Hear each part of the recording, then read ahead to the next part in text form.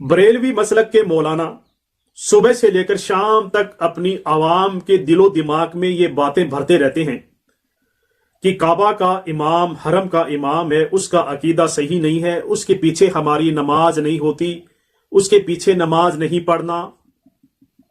और मदीना मस्जिद नबवी का जो इमाम है उसका भी अकीदा सही नहीं है, उनके पीछे भी नमाज नहीं पढ़ना, हमारी नमाज नहीं होती, उनका अकीदा सही नहीं है।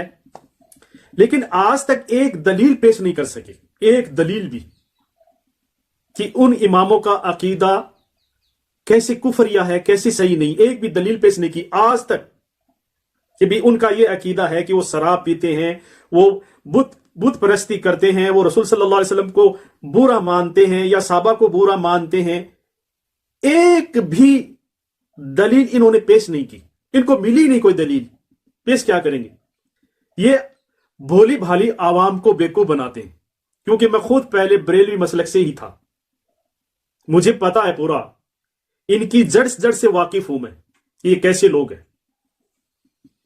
और मैं बता दूं आपको कि 95% बरेलवी मसले की आवाम है ना, वो उन इमामों के पीछे नमाज भी पढ़ते हैं। और मैंने खुद भी देखा है नमाज पढ़ते हुए।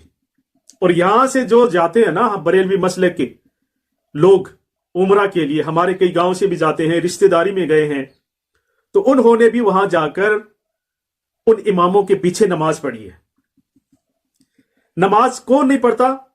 ये रंग बिरंगी टोपियां वाले, ये रंग बिरंगी पगड़ियां वाले, ये नहीं पढ़ते सिर्फ।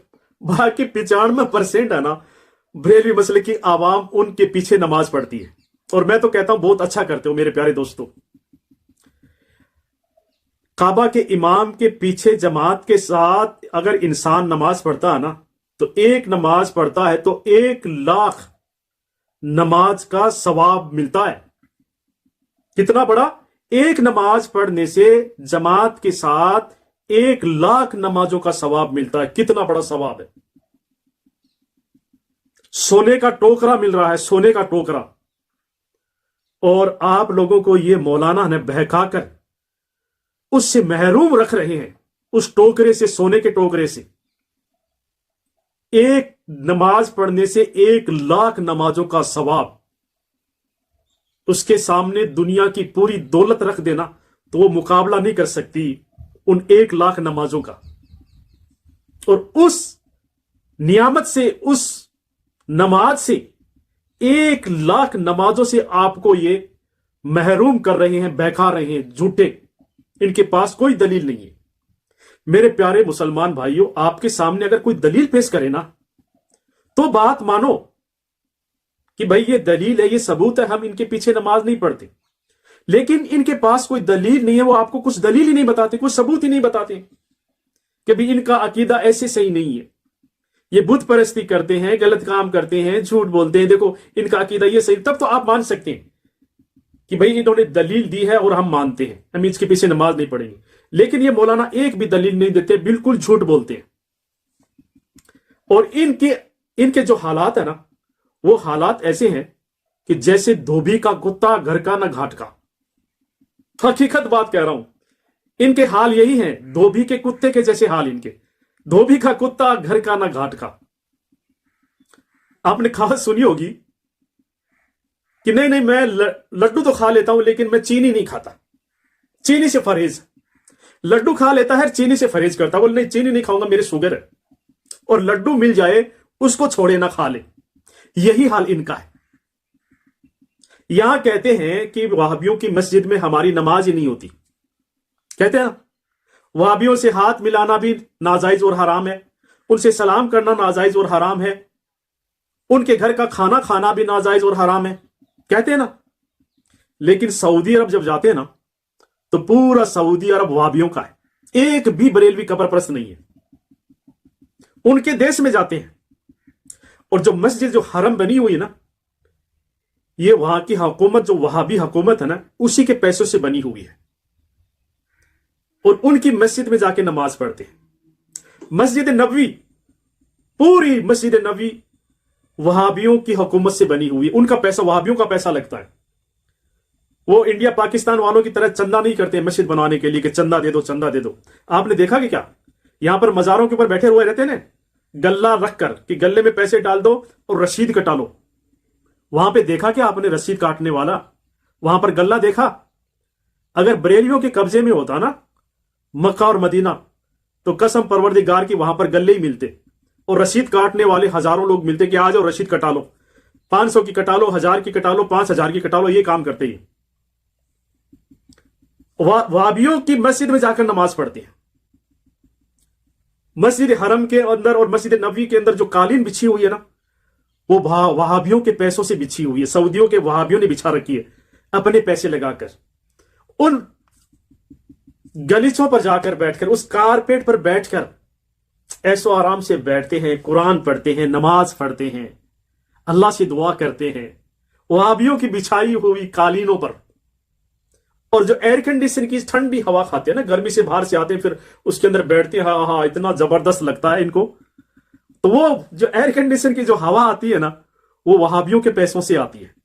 لیکن وہاں نہیں کہو گے کہ یہ وہابیوں کی مسجد ہے, وہابیوں کے پیسے لگے ہوئے اس میں ہم نماز نہیں پڑھیں گے. نہیں کہیں گے, وہاں جا کر آرام سے نماز بھی پڑھیں گے لیکن امام کے پیچھے نماز نہیں پڑھیں گے. ارے بھائی جب وہابیوں کی مسجد میں ہی تو نے نماز پڑھ لی تو پھر امام کے پیچھے نماز پڑھنے سے کیا باقی رہ گئے آپ؟ وہابیوں کی بچھائی ہوئی قالینوں کے اوپر آپ نے نماز پڑھ لی, مسجد میں نماز پڑھ لی, وہابیوں کی لگائی ہوئی ایشیوں کی ہوا تو نے کھا لی مسجدوں کے اندر, پھر باقی کیا رہ گیا؟ وہی بات ہے نا, لڈو تو کھا لیتا ہوں لیکن چینی سے پرہیز کرتا ہوں. لڈو کھا لیتے ہیں, چینی سے پرہیز کرتے ہیں. واہ کیا کمال ہے. اور وہابیوں کی جو ہوٹلیں بنی ہوئی انہی ہوٹلوں کے اندر رہتی ہیں. یہاں پر کہتے ہیں کہ وہابیوں کے گھر میں نہیں جانا, ان سے سلام نہیں کرنا, ان سے ہاتھ نہیں ملانا. وہاں پر جا کر وہابیوں کی ہوٹلوں کے اندر رہتے ہیں, وہابیوں کے بچھائے ہوئے گدوں پر رات کو سوتے ہیں سناٹے سے اے سی کی ہوا کے اندر. ہاں ہاں ہاں کیا بات ہے. لڈو تو کھا لیتا ہوں لیکن چینی سے پرہیز کرتا ہوں. کیا کمال ہے. وہابیوں کی بسوں میں بیٹھ کر مکہ سے مدینہ اور مدینہ سے مکہ بھی جاتے ہیں ایسی کی ایئر کنڈیشن بس کے اندر. واہ. وہابیوں کا نکالا ہوا جمجم کا پانی ٹھنڈا ٹھنڈا آہا پیتے ہیں دوا کے. آہا تب نہیں کہتے ہیں کہ یہ وہابیوں کا نکالا ہوا ہم نہیں پیئیں گے. نہ نہ نہ. لڈو تو کھا لیتا ہوں لیکن چینی سے پرہیز کرتا ہوں. واہ. اور وہابیوں کی دکانوں سے تسبیحاں خرید کر لے کے آتے ہیں, جانواز خرید کر لے کر آتے ہیں, سینٹ خرید کر لے کر لاتے ہیں, پھر یہاں پر لگاتے ہیں خوشبو لگا کے. وہابیوں کے دیش سے خریدا ہوا یہ سینٹ لگاتے ہیں, عطر لگاتے ہیں. واہ. اور کھجور, جو کھجور لے کر آتے ہو نا تم, وہ کھجور پورے جو باغان ہے نا وہ وہابیوں کے,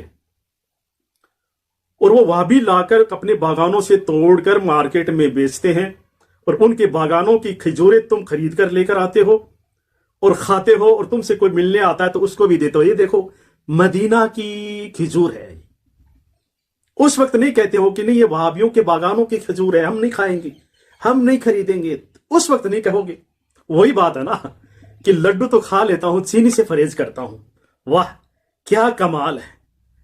نماز نہیں پڑھیں گے, عقیدہ صحیح نہیں ہے, لیکن مسجد میں نماز پڑھ لیں گے, ان کی بچھائی ہوئی قالینوں پر نماز پڑھ لیں گے, ان کی بنائی ہوئی ہوٹلوں میں رہ لیں گے, ان کے باغوں سے آئی ہوئی کھجوریں کھا لیں گے, ان کا نکالا ہوا جمجم کا پانی پی لیں گے.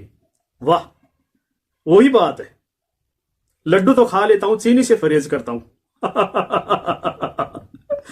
میرے پیارے بریلی مسلک کے میرے پیارے بھائیوں جو عوام ہے, میں انہیں کو کہہ رہا ہوں, میں خود بریلوی تھا. اس مسلک کے اندر کچھ نہیں, آپ کو بہکاتے ہیں اور آپ کو ایسی بڑی نعمت سے محروم کرتے ہیں جو ایک نماز پڑھنے سے امام کے پیچھے جماعت کے ساتھ 1,00,000 نمازوں کا ثواب ملتا ہے. اس نعمت سے آپ کو یہ محروم کر رہے ہیں کہ امام کا عقیدہ صحیح نہیں ہے اور ان کا قبر پرستوں کا عقیدہ صحیح ہے. یہ قبروں کے پجاریوں کا عقیدہ صحیح ہے جو آپ کو قبر پرستی کی طرف لے جاتے ہیں. ان سے آپ پوچھتے نہیں ہو. آپ ان سے پوچھو نا کہ رسول صلی اللہ علیہ وسلم سے اور صحابہ سے ہمیں دلیل اور ثبوت پیش کرو کہ رسول صلی اللہ علیہ وسلم نے اور صحابہ نے کتنی مزاریں بنائی تھی، کتنی پکی قبریں بنائی تھی، وہ کتنے مزاریں درگاہیں بنائی تھی، وہ کون سی مزاروں کے اوپر مجاور بن کر بیٹھے تھے.